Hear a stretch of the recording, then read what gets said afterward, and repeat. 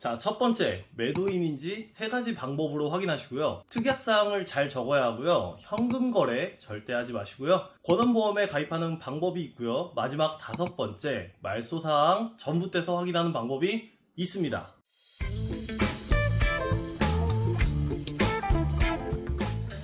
자, 우리가 부동산 거래할 때 꼭 확인하는 게 있죠. 바로 등기부 등본인데요. 이 등기부 등본은 부동산의 신분증이라고 할 만큼 중요한 문서입니다.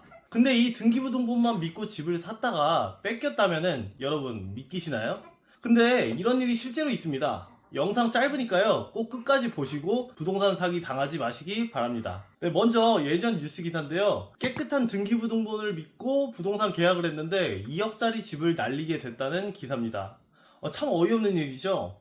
이게 무슨 일이냐면 매수인이 17년도에 빌라를 샀어요. 내 돈 5천만 원에 1억 3천을 대출받아서 이 빌라를 산 건데요. 대출을 다 갚을 쯤인 20년 3월에 법원에서 소장이 날라왔습니다. 이전 집주인이 이 빌라로 담보대출이 있었는데 이 등기부등본 상의 말소 기록이 조작된 거라서, 그러니까 이 대출금을 안 갚았는데 갚았다고 조작이 된 거라서 은행에서 다시 등본에 근저당을 설정하겠다는 내용이었습니다. 이 매수자는 분명 거래할 때 등기부등본이 깨끗한 걸 확인하고 거래했는데 이게 무슨 일인지 참 어이가 없죠. 보통 우리가 집을 계약할 때 등기부등본을 보고 계약할 수밖에 없잖아요. 근데 이런 일이 일어난 거죠. 결론은 등기부등본은 공신력이 없기 때문에 집을 뺏기게 되고 말았습니다. 아니, 무슨 등기소도 조작된 서류인지 모르고 받아준 걸 등기소에서 책임져야 하는 게 아닌가 싶은데요. 이게 사실 제도적으로도 우리나라 등기제도는 등기소에 매수인이 제출한 서류만 심사를 하고 별도의 이상이 없으면 문제없이 등기가 되는데요. 서류가 조작돼서 지금처럼 매수인이 피해를 보더라도 당시 서류에는 문제가 없었기 때문에 피해본 매수인을 구제할 방법이 없는 거죠. 그래서 등기부등본만 믿고 거래하지 마시고, 제가 오늘 말씀드릴 이런 것들을 챙기시면 좋겠다 싶어서 내용을 준비했는데요. 오늘 내용만 잘 기억하셔도 이런 일을 방지할 수 있습니다. 바로 5가지 방법 알려드리겠습니다. 자, 첫 번째로 매도인이 맞는지 3가지 방법으로 확인을 해야 합니다. 거래하러 나온 매도자가 등기부등본상 소유자가 맞는지 봐야 되고요. 매도인의 신분증이랑 나온 매도인이 맞는지 대조를 해봐야 되겠죠. 대리인이 나왔다면은 부동산 대리인 위임장이랑 매도인 본인 발급 인감증명서, 그리고 대리인 신분증을 봐야 하는데요.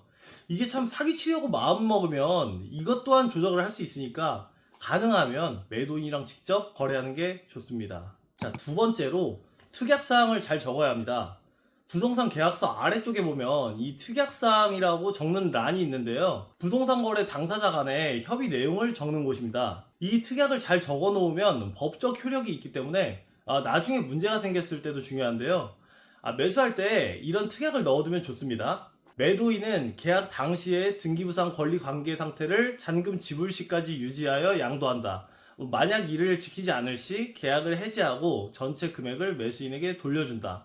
이런 식으로 쓰는 이유는요, 부동산 계약하고 잔금을 받기 전까지 요 텀이 있기 때문에 매도인이 계약하고 잔금을 받기 전에 다른 사람이랑 이중계약을 해서 권리관계가 바뀌어버린다던가 담보대출을 받는다던가 이런 경우를 방지하기 위해서 특약에 이런 문구를 써놓는 것이 좋습니다.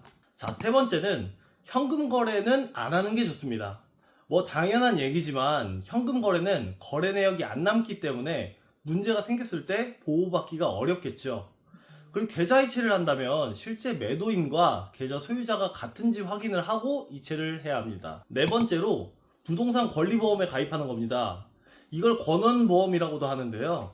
이게 뭐냐 하면 부동산 권리에 하자가 있거나 위조, 사기 같은 잠재적 하자 때문에 이 피보험자가 받는 손실을 보장해주는 보험입니다. 그러니까 쉽게 말해서 등기에 공신력이 없기 때문에 부동산 거래 중에 문제가 생기면 보험에서 보증을 하고 처리를 해주겠다는 거죠. 이런 이유로 권원보험을 가입하고 부동산 거래를 하기도 합니다.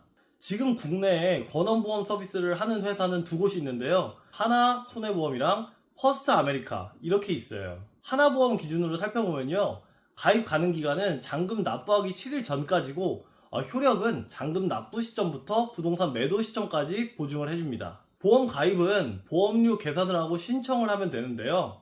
보험료는 매매가 3억 원 기준 15만 원 선이고 보험 가입 최대 매매 금액인 40억 기준으로는요, 한 45만원 정도 나옵니다. 계약할 때 딱 한 번 내는 거니까요, 큰 금액이 오가는 만큼 필요하다면 이 권원보험에 가입해서 처리하는 것도 좋은 방법입니다. 자, 마지막 5번째로 사기를 미리 예방할 수 있는 방법이죠.